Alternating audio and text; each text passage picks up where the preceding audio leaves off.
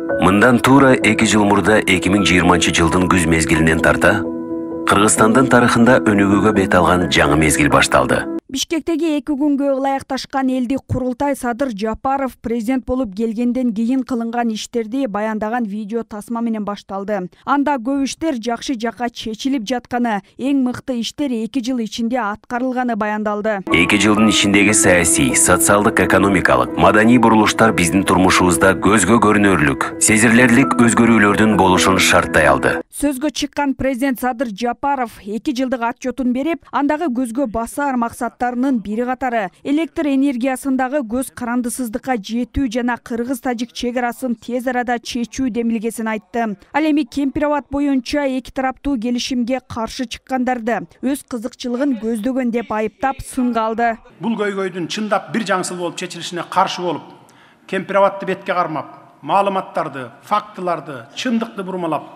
элдин аялуу сезимине ойноо менен жеке кызыкчылыктарын ишке ашырууну көздөп, өлкөдө туруксуз абалды жаратып, коомчулукту ары бери чайкоого ниеттенгендердин аракеттери ишке ашкан жок. Министрлер кабинетинин төрагасы Акылбек Жапаров да өз сөзүндө акыркы 2 жылда түңүлүп калган элдин үмүтүн жанганын айтып, президент жаркын келечекке алып бара жатканын кошумчалады. 2 жылда элибиздин түңүлүп калган үмүтүн жандандырдык. Мамлекеттик башкаруу элдин жыргалчылыгына кызмат кылууга бурулду.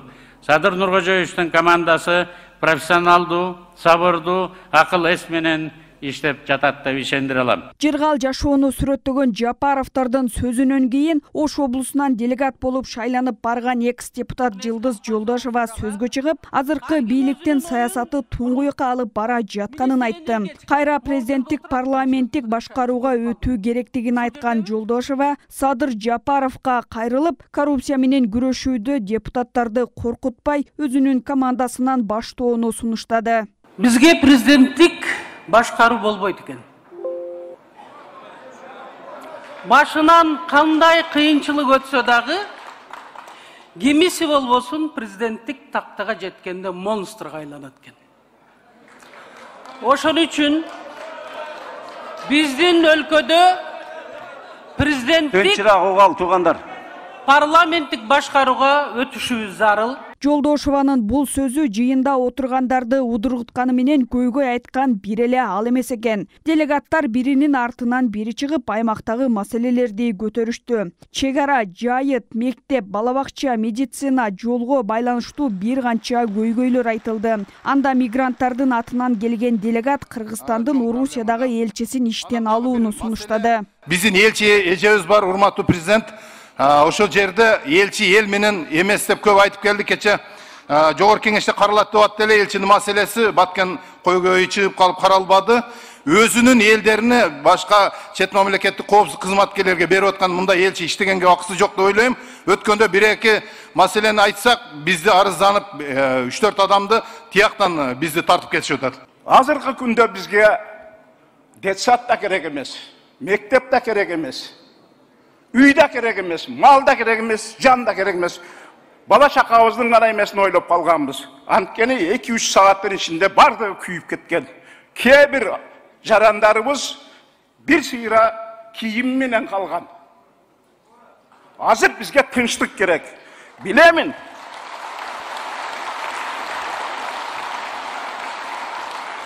Садыр Нуркожоевич баш болуп, бардыгы эң негизги максатта чегараны койгон. Бирок начар кетип атат. Биздин район эң алыскы район болгондуктан райондун статусун калтырууну сурайт элек жалпы элибиз. Ошон менен бирге эле Кыргыз Республикасынын жогорку кеңешинин депутаттыгына квота берүүнү сурайт элек. Элдик курултайга келгендер бийлик маселе чечүүдө ылгап мамиле кылып жатат деп нааразы болушту. Таластан шайланып келген делегат депутаттарды өздөрүнө керек болгон мыйзамды бир күндө 3 окууда кабыл алып, элдин чыныгы көйгөйү 2-нчи орунда калып жатат деп билдирди. Өзүңүздөргө керек мыйзамдарды бир күндө 3 окуудан окуп кабыл алып атасыздар. Элге келгенде ушинтип каласыздар. Ош шаардык кеңешинин мурдагы депутаты Абдижапар Аккулов элдик курултайдын уюштурулушуна 3 деген баа берем дейт. Бул жолку курултайга дөжөр адамдар барганы, бул жол менен бийлик өзүн жарнамалоого аракет кылып жатканы осол иштеген Аккулов Жапаровдун бийлиги курултайда берген убадасын аткарууну да эстен чыгарбашы керек дейт. Илгертен ошол бийлик структураларына керек болсо чоң кызматтарды ээлеп жүрүп, бүгүн делегат болуп барып калгандыгы көбүн мындай жийиркентип атат деп айтсам деле болот. Курманбек Бакиевдин мезгилинде элдик курултайда бир топ сындар айтылган. Анан акырын баягы куугунтук репрессиялар башталды. Ошол кездеги президент Бакиев кайсыл жакта жүрөт. Бүгүн дагы мына ачуу сындар айтылып атат. Керек болсо мамлекеттик башкаруунун формасын биз Түркмөнстан болуп калбайлы деген сөз бекерден эмес. Кайрадан ошол президенттик парламенттик башкарууга өтсөк деген сунуштар айтылып атат.